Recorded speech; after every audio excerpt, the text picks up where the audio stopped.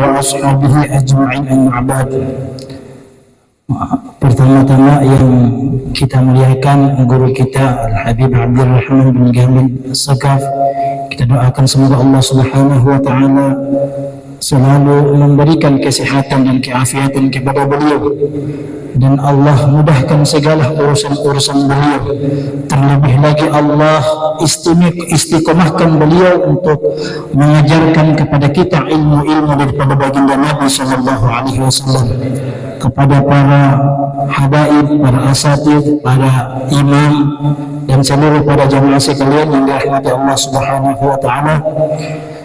Alhamdulillah, kita bersyukur kepada Allah Subhanahu wa taala yang mana sampai saat ini kita masih diberikan kesehatan, keafiatan oleh Allah, sehingga masih bisa kita dengan mudah melangkahkan kaki kita menuju rumah Allah Subhanahu wa taala dalam rangka menuntut ilmu daripada baginda Nabi sallallahu alaihi wasallam.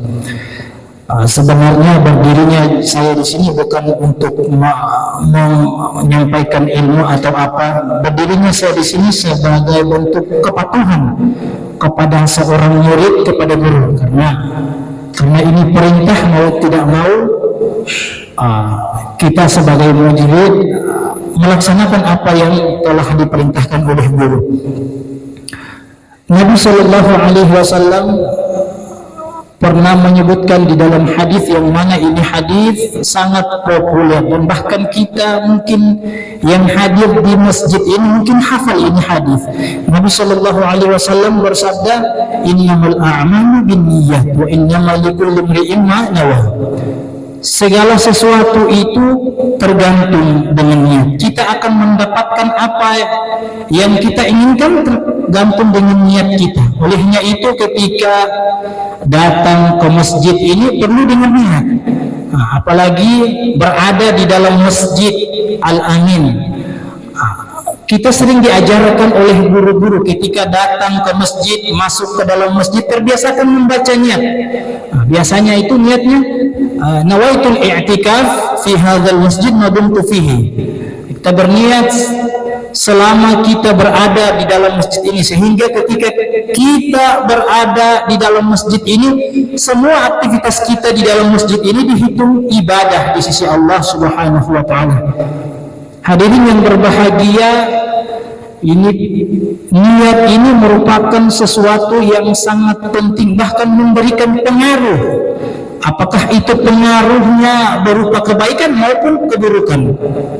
Imam Abdullah ibnu Mubarak berkata, "Rubba amalin saghirin tu'azzimuhu an-niyah, wa rubba amalin kabirin tusaghiruhu an-niyah." Terkadang ada amalan-amalan yang kecil, namun karena kita ini sering meniatkan untuk melakukan ini amal walaupun kecil, kata Abdullah ibnu Mubarak, maka niat amalan yang kecil ini akan mendatangkan, memberikan pahala yang besar, memberikan manfaat yang besar kepada kita. Begitu juga ada amalan yang besar, yang mana amalan ini jika kita lakukan memberikan pahala yang besar. Namun kata Abdullah ibnu Mubarak, karena sering sedikitnya kita berniat untuk melakukan ini amalan, sehingga memberikan manfaat, mendatangkan manfaat kepada kita, memberikan pahala kepada kita sangat kecil. Padahal ini amalan kalau kita lakukan mungkin bisa memberikan mendatangkan pahala, mendatangkan manfaat berkali lipat kepada kita. Cuman karena mungkin kesadaran kita tentang niat-niat baik ini sangat kurang, sehingga kita menganggap remeh dengan niat tersebut.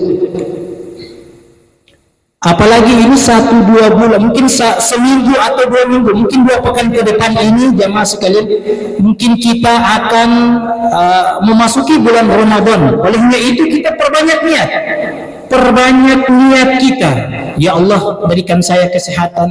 Ya Allah, panjangkan umur saya, panjangkan umur kami, berikan kesehatan kepada kami, sehingga nanti datang bulan Ramadan kami bisa melakukan ibadah ini, sehingga datang bulan Ramadan kami bisa mengamalkan amalan-amalan ini, kami bisa menjaga ibadah-ibadah ini dan itu. Kita perbanyak niat kita. Mungkin seminggu atau 2 minggu lagi kita akan memasuki bulan suci Ramadan. Apalagi di bulan Ramadan nanti ini kan disebutkan bahwasanya dilipat gandakan, pahala kita itu dilipat gandakan. Sangat disayangkan jika datang bulan Ramadan kita tidak memanfaatkan ini waktu. Olehnya itu mungkin kurang lebih 2 minggu, 2 pekan lagi ini kita permatang niat kita perbagus niat kita, sehingga datang bulan Ramadan Allah memberikan kita kemudahan di dalam melaksanakan apa-apa yang telah kita niatkan. Yang terakhir yang perlu saya ingatkan kepada diri saya sendiri, terlebih kita khususnya, dan kepada jamaah sekalian, mari kita memanfaatkan ini kesehatan yang Allah berikan, kesempatan waktu luang yang Allah berikan, kita gunakan sebaik-baik mungkin, sehingga waktu kesempatan ini bisa memberikan manfaat, bisa memberikan dampak yang sangat besar, terlebih memberikan pahala yang besar kepada kita. Nabi Shallallahu Alaihi Wasallam di dalam sebuah hadis beliau bersabda yang kurang lebihnya terjemahannya bahwasanya apabila ada seorang hamba ketika datang malam, kemudian dia ingin tidur, terbesit di dalam hati dia berkata, ya Allah, ini sebentar mungkin jam 4 atau kurang jam 4 lewat setengah 5 atau jam 5, mudah-mudahan saya bisa bangun untuk melaksanakan ibadah sholat tahajud misalnya, atau ibadah-ibadah yang lain. Kemudian ternyata orang tersebut yang berkata di dalam hati ingin beribadah di jam tersebut, akhirnya dikalahkan oleh tidurnya. Mungkin karena capek, lelah karena kerja seharian, sehingga dengan faktor lelahnya itu menyebabkan orang tersebut tidak sempat melakukan amalan-amalan yang telah diniatkan tadi. Namun karena telah diniatkan, kata Nabi Shallallahu Alaihi Wasallam, maka orang tersebut dihitung telah melakukan ibadah-ibadah yang telah diniatkan tadi. Olehnya itu saya mengajak, mari kita perbanyak niat-niat yang baik, sehingga dengan kita memperbanyak niat ini telah memberikan manfaat, mendatangkan manfaat yang begitu besar kepada kita di akhirat nanti. Amin amin ya rabbal alamin. Mungkin ini saja yang dapat saya sampaikan, kurang lebihnya saya mohon maaf. Wassalamualaikum warahmatullahi wabarakatuh.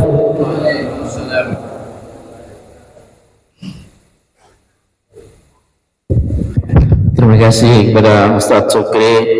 Semoga apa yang disampaikan tadi memberikan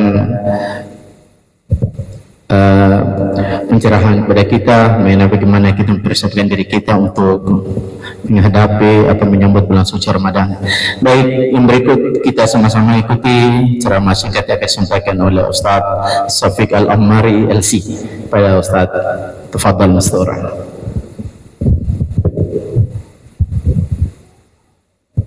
Bismillahirrahmanirrahim. Assalamualaikum warahmatullahi wabarakatuh. Alhamdulillah hadana li'abdihi al-mukhtar man da'ana, wassalatu wassalamu ala sayyidil anam سيدنا محمد طب القلوب ودوائها ونور الأبشار وضيائها وقوت الأرواح وغذائها وعلى آله وصحبه وسلم. سبحانك لا علم لنا إلا ما علمتنا إنك أنت العليم الحكيم. أما بعد، رب اشرح لي صدري ويسر لي أمري واحلل عقدة من لساني يفقهوا قولي. تقديم والاحترام الحبيب عبد الرحمن بن كامل السجاف متعنا الله بطول حياته في الصحة والعافية واجمعه وأحبابا لنا في دار الفردوس يا رجعنا بالمصطفى صلى الله عليه وسلم وبارك لنا في شعبان وبلغنا رمضان. Alhamdulillah segala puji bagi Allah yang telah mengumpulkan kita di waktu yang sangat istimewa ini, di tempat yang mana tempat ini juga diistimewakan oleh Allah Subhanahu wa taala. Alhamdulillah juga kita telah disampaikan oleh Allah pada bulan Sya'ban, yang mana bulan Sya'ban ini di dalam bahasa Arab dikatakan yatasha'abu fihi khairan katsira, bulan yang dimana bulan yang menjadi cabang banyak kebaikan. Di antara lain pada bulan ini Allah istimewakan pada bulan ini dengan menurunkan suatu perintah yang sangat agung. Perintah ini dijalankan bukan cuma manusia saja, dijalankan oleh Allah sendiri, para malaikat serta manusia. Yang mana di dalam surat Al-Ahzab Allah Subhanahu wa taala berfirman, "Innallaha wa malaikatahu yusholluna 'alan nabi, ya ayyuhalladzina amanu shallu 'alaihi wa sallimu taslima." Allahumma shalli wa sallim wa barik ala sayyidina Muhammad wa ala alihi wa sahbihi wa sallam. Bulan yang dimana diturunkan suatu perintah yang sangat mulia. Perintah ini dilakukan hampir oleh semua hamba-Nya Allah Subhanahu wa taala. Sampai-sampai dikatakan oleh salah satu masyayikh yang berada di Jordania, ada satu masyayikh yang bernama Syekh Aun Al-Quddumi. Syekh Aun Al-Quddumi ini terkenal ulama ahli sirah, ulama yang ahli dalam sejarah kehidupan Rasulullah sallallahu alaihi wasallam. Beliau ini hafal Syama'il Muhammadiyah, insyaallah. Beliau mengarang banyak kitab yang membahas tentang Nabi Muhammad sallallahu alaihi wasallam. Sampai-sampai ketika memasuki bulan Sya'ban ini, beliau memiliki suatu amal-amal yang beliau khususkan terhadap bulan ini. Di antara lain, beliau memiliki ada satu mahat beliau. Di mahat ini, beliau ketika memasuki bulan Sya'ban, di setiap harinya, para murid-muridnya setelah bersama para jamaah-jamaah beliau melakukan salawat 1000 kali, melakukan kurma. Kemudian juga beliau mengkhususkan bulan ini dengan membagikan makanan-makanan. Ini suatu pengkhususan yang mana ketika para murid bertanya kepada beliau, "Ya Syekh, mengapa engkau mengkhususkan bulan ini dengan kegiatan-kegiatan ini, padahal di bulan lain bisa saja kita lakukan?" Kata beliau, dikarenakan bulan ini dimuliakan oleh Yang Maha Mulia, maka kenapa kita tidak melakukan hal-hal yang memang belum ada mungkin dalilnya? Kenapa kita tidak melakukannya? Di dalam bulan ini juga salah satu keutamaan yang disebutkan oleh Nabi Sallallahu Alaihi Wasallam di dalam hadis beliau yang diriwayatkan oleh Imam Nasa'i, "Dzalika syahrun yaghfulu an-nas anhu baina Rajabin wa Ramadan." Ini adalah bulan yang banyak diteladurkan oleh para manusia. Ini adalah bulan yang banyak dilalaikan oleh para manusia. Baina Rajabin wa Ramadan, yang mana bulan ini berada di antara bulan Rajab dan bulan Ramadan. Wa huwa syahrun yurfa'ul a'mal ila Rabbil alamin, yang mana pada bulan ini juga diangkat amal-amal manusia kepada Rabbul Alamin. fa uhibbu an tarfa'a amali wa ana sha'im, kata Nabi Muhammad sallallahu alaihi wasallam, maka aku sangat ingin, aku sangat menyukai, aku sangat ingin ketika amalku diangkat pada bulan ini aku berpuasa. Masya Allah.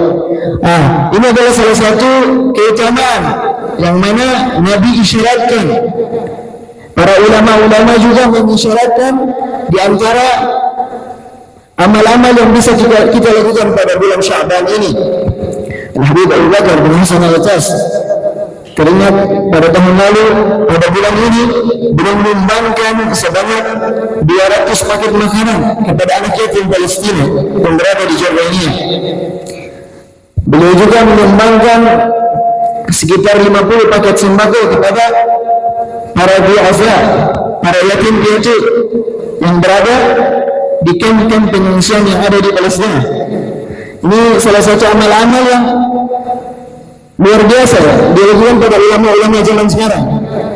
Mungkin kita nggak bisa mau salawat 1000 kali, tapi banyak amal-amal yang mungkin kita dapat lakukan pada bulan Sya'ban ini. Dikatakan juga dalam satu hadis, Rajab syahrullah, Rajab adalah bulannya Allah, wa Sya'ban syahri, Sya'ban adalah bulanku, kata Nabi sallallahu alaihi wasallam, wa Ramadan syahr ummati, dan Ramadan adalah bulan umatku. Yang berikutnya keutamaan Sya'ban juga yang sering dilakukan, ikraman wal isti'dadan li istiqbal syahr Ramadan. Di antara keutamaan bulan Sya'ban juga para ulama melakukan persiapan-persiapan serta penggabungan untuk mempersiapkan kepada bulan Ramadan, di antara lain tawakufan. Ini istilah-istilah yang sering kita pakai di Indonesia, tawakufan atau khataman. Para ulama di Timur Tengah sana ketika sudah memasuki bulan Ramadan, mau memasuki bulan Ramadan, tepatnya di bulan Sya'ban, mereka melakukan khataman. Yang biasa ada khataman Sahih Bukhari, khataman pembacaan kitab-kitab. Untuk apa? Untuk menyambut bulan suci Ramadan. Maka dari itu dengan bulan Sya'ban ini kita lebih mempersiapkan lagi kesiapan-kesiapan kita, amal-amal kita untuk menyambut bulan suci Ramadan. Mungkin hanya ini yang bisa saya sampaikan. Lailal amr ma'akum huna. Wabillahi taufiq wal hidayah. Assalamualaikum warahmatullahi wabarakatuh.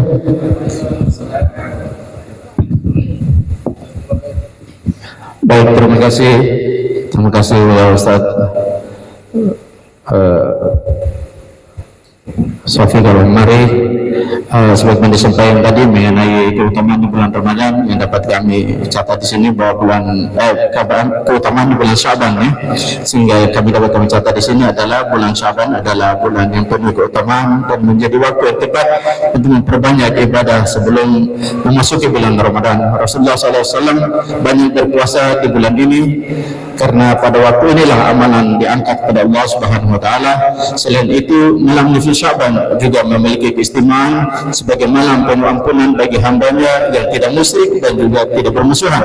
Oleh karena itu, umat Islam dianjurkan untuk memanfaatkan bulan Sya'ban dengan meningkatkan ibadah seperti puasa sunnah, membaca Al-Quran, berdoa dan bersedekah sebagai bentuk persiapan spiritual menuju pada Ramadan. Demikian yang kita sampaikan pada hari ini. Semoga bermanfaat. Mari sama-sama kita ikuti mudah syana atau kajian terakhir yang disampaikan oleh guru kita Al-Mukarram Al-Ustaz Ahbab Rahman Mekan Masakaf.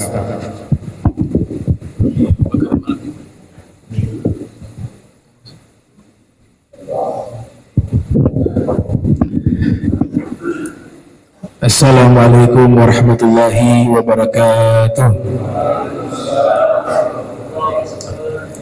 Innal hamdalillah nahmaduhu hamdan yaliqu bi jalalihi wa nasta'inuhu isti'anatan taliqu bi kamalihi wa nastahdihi hidayata man aqarra bi 'azamatihi wa jalalihi.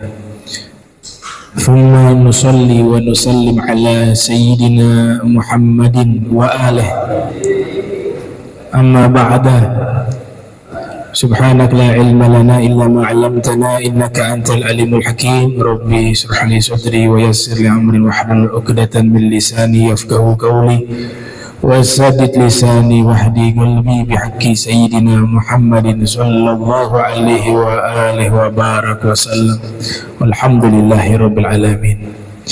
Saya muliakan, saya hormati seluruh para asatiz, Ustaz Syukri, Ustaz Syafiq yang sudah menyampaikan tausiah, para imam Masjid Al-Amin, Al-Habib Fauzi As-Sagaf, wal Ustaz Luqman Muadzin, wal Habib Alwi Al-Bar, wa jami'il hadirin hadirat yang sama-sama insyaallah dirahmati Allah Subhanahu wa taala. Malam Jumat insyaallah nanti diadakan juga nisfu Sya'ban di tempat guru kita Al-Habib Abu Bakar Hasan Al-Attas Az-Zabidi ya, di malam Jumat. Nah, ini bertepatan juga karena ini penutupan, jadi saya sedikit membahas tentang malam nisfu Sya'ban ya, atau pertengahan bulan Sya'ban. Kita ketahui di dalam beberapa literasi kitab tafsir, akthar al-mufassirin, mayoritas para ulama ahli tafsir ketika menafsirkan di surat Ad-Dukhan ya, surat 44 ayat 3, inna anzalnahu fi lailatin mubarakatin, sesungguhnya kami telah menurunkan Al-Quran di malam yang diberkahi.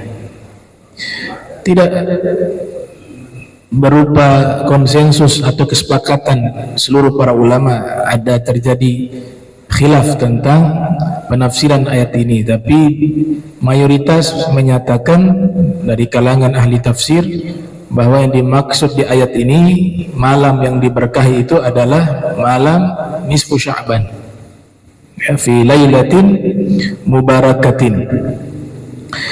Wa Imam Ahmad bin Hanbal yang lahir tahun 164 wafat 241 Hijriah meriwayatkan sebuah hadis Rasulullah sallallahu alaihi wa alihi wasallam bersabda, yattali'u Allahu azza wa jalla ila khalqihi lailatan nisfi min Sya'bana fayaghfiru li'ibadihi illa li'ithnain musyahin wa qatili nafsin, yang artinya Allah subhanahu wa ta'ala memberikan pandangan khusus kepada seluruh makhluknya di malam nisfu Sya'ban, maka Allah akan mengampuni seluruh dosa hamba-hambanya terkecuali dua orang yang sedang berkelahi, berkonflik, atau orang yang membunuh orang lain.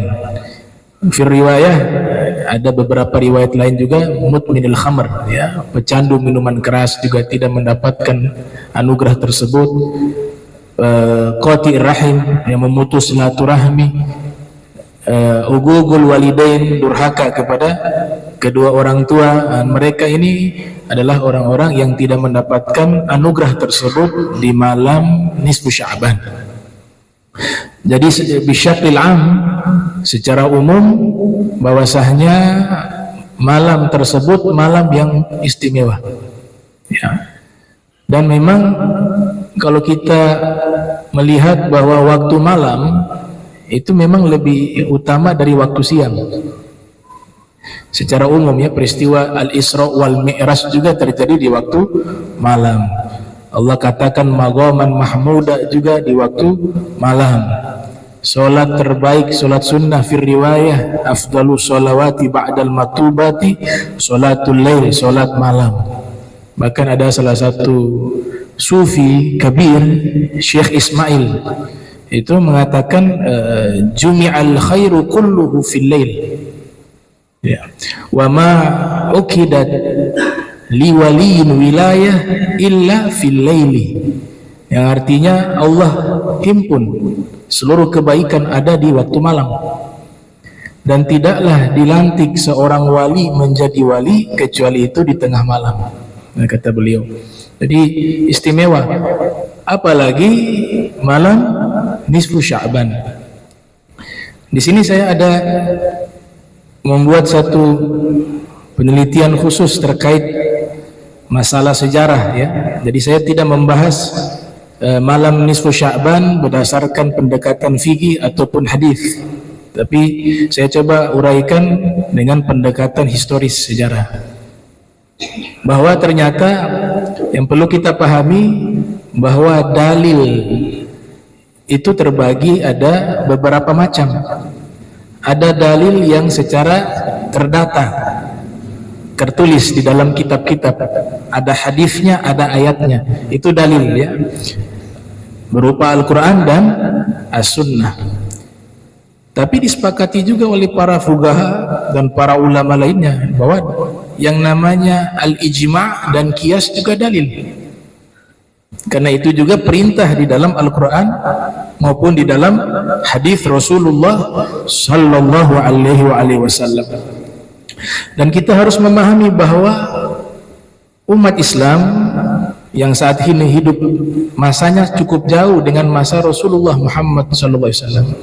Ya, ribuan tahun lebih. Dan sejarah mencatat bahwa banyak ya karya-karya para ulama itu hilang.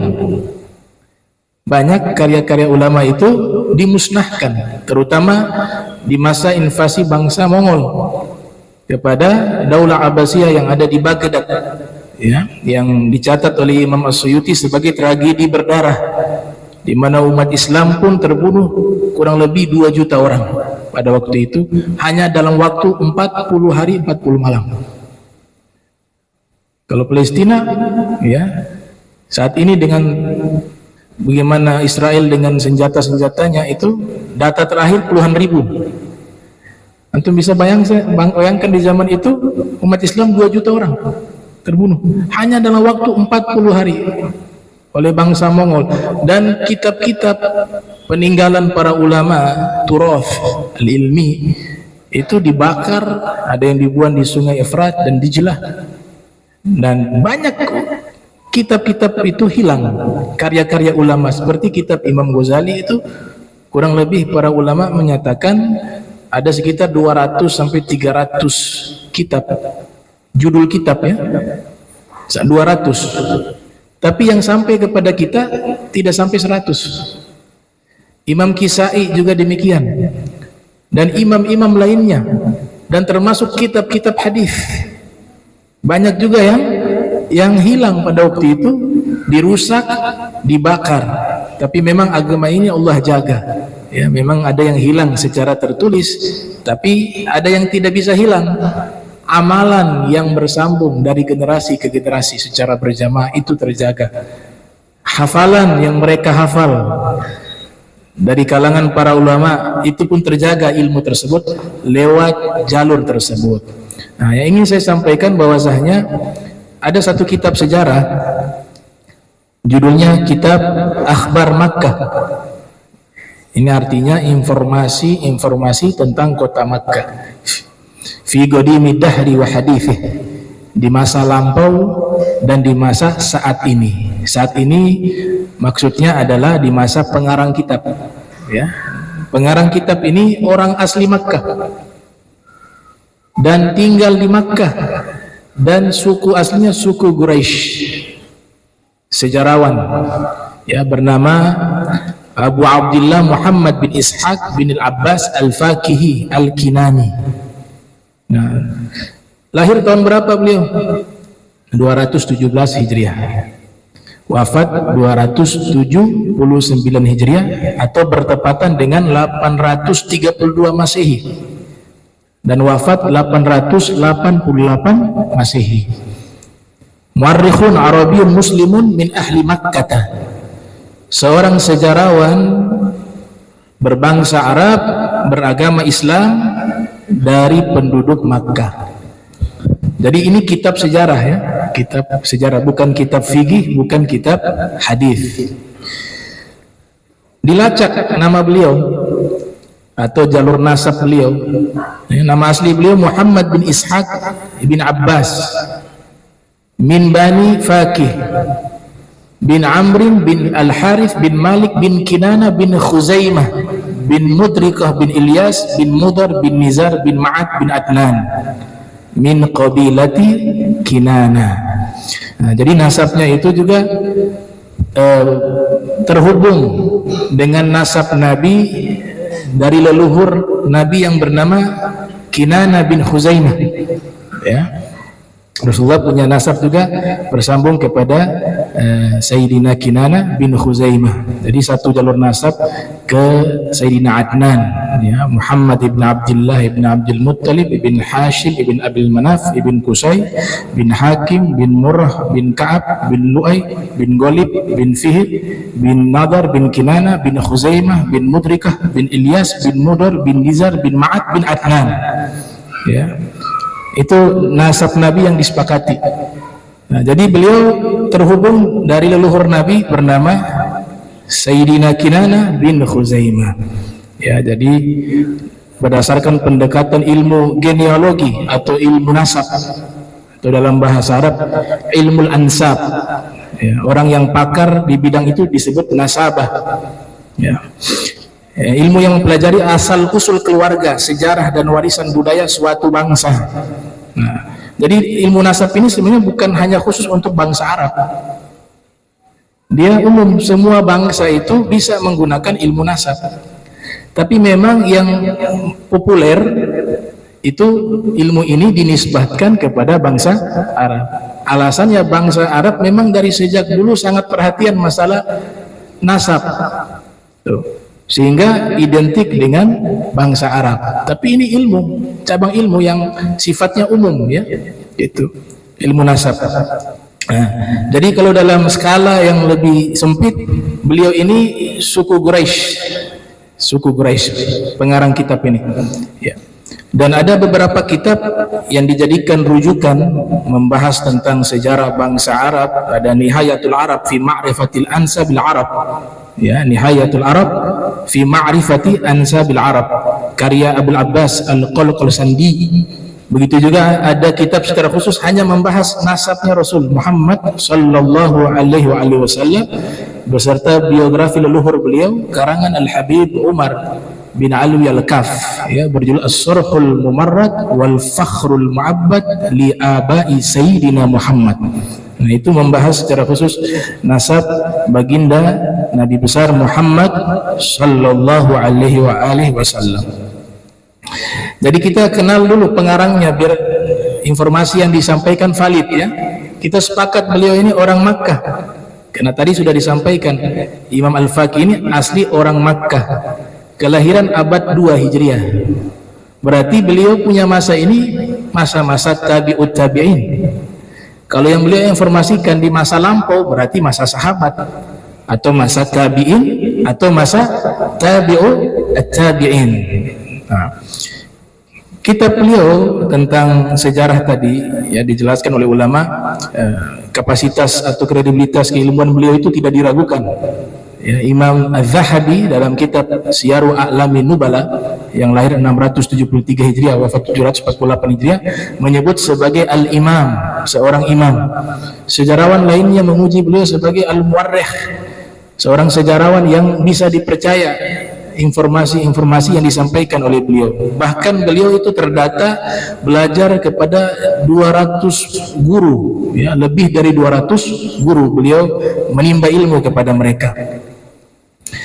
Kitab beliau tadi yang saya sebut kitab akhbar, ya, Makkah fi qadimi dahri wa hadithih.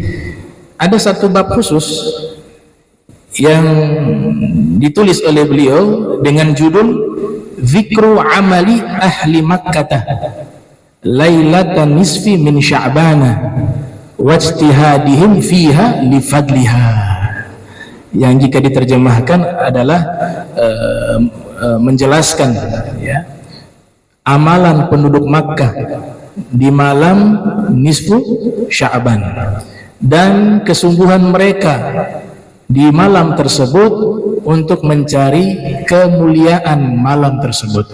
Nah, tadi saya katakan beliau abad 2 Hijriah, berarti yang nanti ingin beliau sampaikan adalah generasi sahabat dan generasi tabi'in dan tabi'ut tabi'in, ya. Di sini saya tidak bisa pastikan generasi Rasulullah SAW di saat Nabi masih hidup karena beliau tidak terangkan itu. Beliau menyebutkan orang-orang dulu, ya. Bisa kemungkinan juga orang-orang dulu yang dimaksud yang hidup di masa Nabi juga. Itu. Tapi beliau tidak pastikan itu. Beliau membatasi, sebagaimana Imam Ghazali juga menyatakan dilakukan oleh para salaf, ya, orang-orang terdahulu. Tapi kalau dari kitab beliau ini berarti di masa-masa tersebut, dan itu masa-masa terbaik, ya.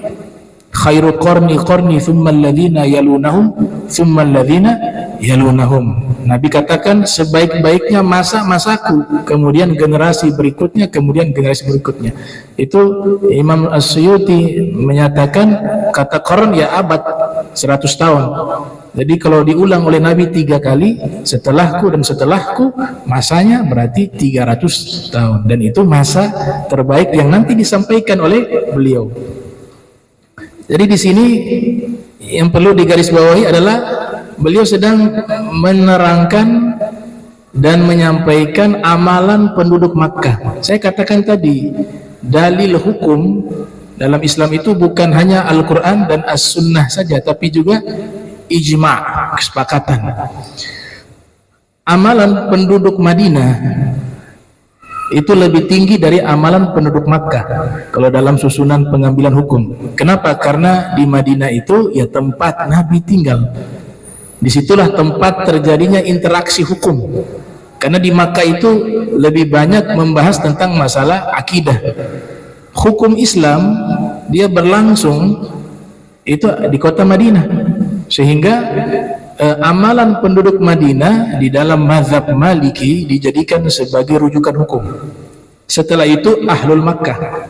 Nah, jadi ini termasuk satu rujukan hukum yang sangat kuat, ya, amalan penduduk Makkah, apalagi di masa terbaik. Di masa terbaik. Nah, ini pendekatan muqarrarun tarikhi, ya, pelaporan sejarah atau historiografi, ya, historiografi, cara penulisan, pemaparan atau pelaporan hasil penelitian sejarah disertai dengan gambaran sejarah tentang peristiwa yang terjadi di masa lalu. Dan juga menggunakan metodologi ilmu antropologi sosial, ya, dalam bahasa Arab antropologia al-ijtimaiyah, ilmu yang mempelajari masyarakat dan budaya manusia serta hubungan antara orang-orang di dalamnya. Dalam bahasa Inggris, the study of human society, customs, beliefs, yaitu membahas tentang hubungan sosial manusia, adat, tradisi, dan keyakinan-keyakinan. Jadi dua ilmu ini yang digunakan oleh Imam Al-Faqihi. Imam Al-Faqihi walaupun ulama klasik, tapi sudah menggunakan metodologi penelitian modern dengan dua ilmu tadi yang saya sebutkan. Nah, apa yang beliau sebutkan ini menarik. Beliau katakan begini, wa ahlu Makkata fima madha ila al-yawm idza kana lailatu nisfi min Sya'bana kharaja 'amatur rijali wan nisa'i ilal masjid. Penduduk Makkah di masa lalu, ya, sampai hari ini, maksudnya hari ini di masa beliau, apabila tiba malam nisfu Sya'ban, ammah ar-rijal wan nisa, secara umum baik laki-laki maupun perempuan, mereka keluar dari rumah menuju ke masjid. Nah, ini masjid kita sudah paham nih. Yang dimaksud adalah Al-Masjidil Haram. Namanya mafhumul mantuq kata Imam Syatibi, ya. Memahami teks dan juga konteks. Fasallau wa tafu. Lalu mereka ketika datang sholat dan tawaf, ya, di Ka'bah tawaf 7 kali. Wa ahyau lailatahum. Nah, perhatikan nih kalimat. Dan mereka semua menghidupkan malam tersebut, yaitu malam nisfu Sya'ban. Mereka hidupkan itu. Makna hidupkan dengan aktivitas ibadah. Ada yang baca Al-Quran, ada yang sholat, ada yang juga tawaf ya karena di Masjidil Haram dan lain sebagainya. Hatta sabah, dan mereka hidupkan malam tersebut sampai pagi, sampai subuh. Ya, jadi ini malam istimewa. Dihidupkan dengan aktivitas ibadah dari malam sampai subuh. Itu. Nah, kita bisa pahami kalau malam itu berarti apa? Maghrib. Mulai dari maghrib sampai subuh. Ya. Nah, ini catatan sejarah ini. Valid karena orangnya orang asli Makkah. Ya, bil qiraati, nah ditambah fil masjidil al harami, bil qiraati fil masjidil al harami.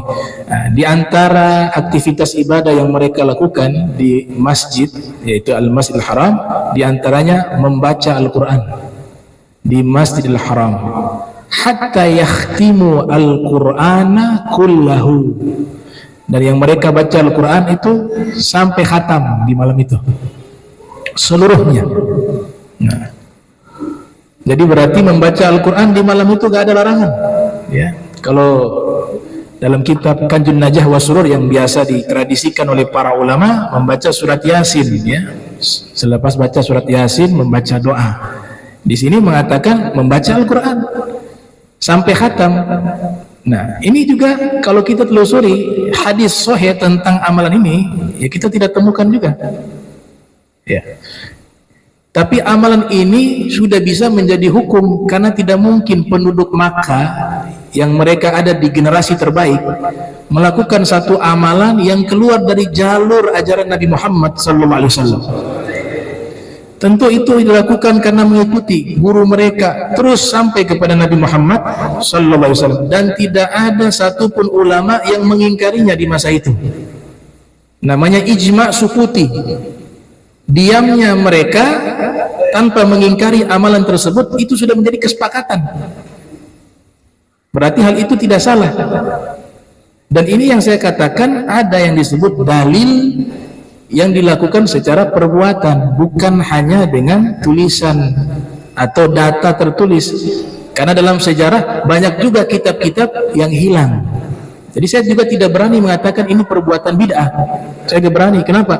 Karena tentu yang mereka lakukan juga pasti ada dalilnya.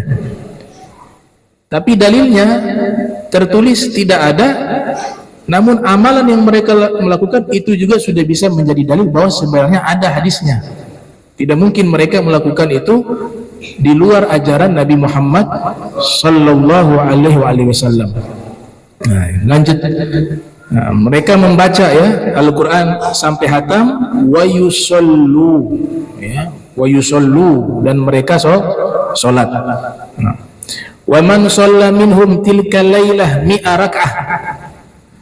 Kata Imam Al-Faqih, ada di antara mereka sholat di malam tersebut sampai 100 rakaat.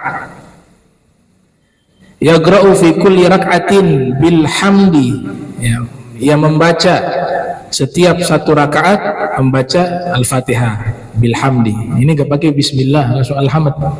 Mazhab Maliki ya, mazhab Maliki zaman itu dominan di dua tanah suci, baik di Madinah maupun di Makkah ya. Jadi disebut di sini bilhamd. Wa qul huwallahu ahad, dan setelah membaca Fatihah dibaca surat Al-Ikhlas sebanyak 10 marratin, 10 kali. Nah, salat ini juga dalam masalah fikih kan menjadi disebut ittijahatun mu'akasah ya, pro kontra. Ada yang menyatakan salat rogaib, istilahnya salat khusus di malam nisfu Sya'ban adalah satu amalan yang tidak ada landasan hukum. Sekalipun ada, itu hadisnya dhaif atau maudhu atau hadis batil. Nah, ini ya saya catat juga biar kita paham bahwa ada perbedaan masalah hukum terkait sholat tersebut. Di antara para ulama yang tidak setuju dengan sholat itu, ya nama-nama besar seperti Imam Al-Iraqi mengatakan hadis tentang sholat rogaib tadi itu hadis batil. Ada Imam Nawawi juga menyatakan bahwa itu perbuatan yang tidak ada landasan hukum. Ada Ibnu Zawzi Al-Baghdadi yang menyatakan bahwa hadisnya hadis palsu tentang sholat rogaib. Dan ada Ibnu Hajar Al-Haytami dan beberapa imam besar lainnya yang menyatakan bahwa sholat khusus di malam nisfu Sya'ban itu landasan hukumnya tidak kuat atau palsu atau batil. Menurut mereka demikian. Tapi yang mereka larang itu sholat khusus, sholat rogaib dengan cara-cara tadi tuh 100 rakaat dengan bacaan sudah ditentukan demikian. Tapi sholat sunnah yang dilakukan di malam tersebut tidak ada larangan. Malahan mereka menganjurkan kita lakukan sholat-sholat awabin yang memang ada dalil yang kuat tentang sholat tersebut. Mereka kasih solusi, diniatkan sekaligus jamak boleh, jamak sholat awabin dengan rogaib Sya'ban. Itu solusi yang disajikan oleh para ulama. Nah, imam-imam lainnya juga mereka menerima riwayat ini. Bahkan di kitab-kitabnya menganjurkan orang untuk sholat tersebut, melaksanakan sholat rogaib. Semisal Imam Al-Ghazali juga demikian. Dan beberapa tokoh sufi yang mereka juga mendukung dan menopang dan menganjurkan melaksanakan sholat tersebut. Nah, tadi solusinya sudah saya sampaikan.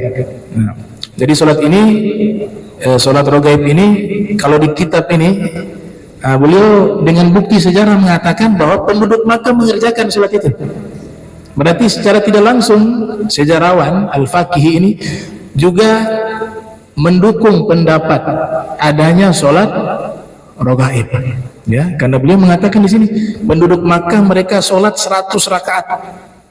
Yang mereka baca setiap satu rakaat Al-Fatihah dan Al-Ikhlas 10 kali. Setelah mereka sholat, wa akhadhu min ma'in, ya, wa akhadhu min ma'i Zamzam. Mereka ambil air Zamzam. Ya, air Zamzam tilkal lailah. Ya, ada beberapa riwayat bahwa mata air yang ada di muka bumi itu tepat di malam nisfu Sya'ban itu Allah jadikan mata air Zamzam tersebar di penjuru dunia. Sehingga di malam itu di sumur mananya yang sumbernya mata air di situ, pada malam itu air Zamzam. Ya, saya dapat riwayat itu. Ada yang mengatakan demikian. Wallahu a'lam. Ya. Begitu juga Al-Habib Muhammad bin Hadi As-Saqaf yang ada di Seoul. Ya, beliau mengatakan bahwa siapa yang menghidupkan malam nisfu Sya'ban dengan ibadah dan secara keseluruhan bulan Sya'ban dengan membaca salawat dan salam kepada Nabi Muhammad sallallahu alaihi wasallam, maka Allah akan takdirkan dia akan bertemu dengan malam Lailatul Qadar di bulan suci Ramadan. Mau ataupun tidak mau, direncana ataupun tidak direncana. Itu kata Habib Muhammad bin Hadi As-Saqaf. Air Zamzam diambil di malam itu, fasyaribuhu, lalu mereka minum. Waqtasalu bihi, dan mereka mandi dengan air tersebut. Wa khabbuhu indahum lil marda, dan mereka menyimpan sisa air tersebut yang diambil di malam nisfu Sya'ban untuk mereka berikan kepada orang-orang yang sakit. Yabtaguna bidzalika al-barakah. Perhatikan, mereka semua mencari berkah. Jadi orang Makkah itu yang di masa terbaik percaya ada berkah. Air Zamzam berkah, masjid berkah, alladzi barakna haulahu, Masjidil Haram juga berkah, inna awwala baitin wudiya linnas alladzi bi Bakkata mubarakah. Bahkan dalam Al-Qur'an dibilang syajaratin mubarakatin, ada pohon berkah. Karena pohon itu tempat berteduhnya para anbiya. Nah, jadi keberkahan itu ada, ya. Ar-Raghib Al-Asbahani dalam kitab Mu'jam Mufradati Al-Fadil Qur'anil Karim mengatakan definisi berkah itu adalah subutul khair al-ilahi fi syai'in, penetapan kebaikan dari Allah pada sesuatu yang Allah kehendaki. Itu namanya berkah. Atau Al-Imam Hubayshi, ya, dalam kitab Al-Barakah fi Fadli Sa'i wal Harakah, dan juga Imam Fairuz Abadi dalam kitab Al-Qamus Al-Muhit, mereka mengatakan berkah itu artinya ziyadah fil khair, ya, ada tambahan kebaikan pada sesuatu yang Allah kehendaki. Nah, jadi mereka tabarukan di sini, ya, Mereka mengambil atau mencari berkah fi hadhihi lailah, kata beliau, di malam yang mulia ini. Nah, ini keterangan terkait bahwa amalan menghidupkan malam nisfu Sya'ban itu dilakukan sejak zaman dahulu dan dilakukan oleh penduduk Makkah, dan ini berdasarkan kitab berjudul Akhbar Makkah fi Qadimid Dahri wa Hadithihi. Ya, mudah-mudahan kita bisa hidupkan malam nisfu Sya'ban dan seluruh malam lainnya sampai kita mendapatkan anugerah yang besar dari Allah Subhanahu wa taala. Wa minal laili fatahajjat bihi nafilatan lak asa ay yab'atsaka rabbuka maqaman mahmuda ya ayyuhal muzammil qum min laila illa qalila nisfahu aw inqus minhu qalila aw zid alaihi wa rattilil qur'ana tartila inna sanulqi alaika qawlan thaqila inna nashi'atal laili hiya ashaddu wat'an wa aqwamu qila. Allahumma jam'ana hadha jam'an marhuma wa tafarraqan mutafarriqan ma'suma wa la tajal minna wa la minna shay'an mahruma subhanaka bihamdika asyhadu an astaghfiruka wa atubu ilaik. Wa sallallahu ala sayyidina Muhammadin wa ala alihi wa sahbihi wa baraka wasallam wa la minkum wassalamu alaikum warahmatullahi wabarakatuh.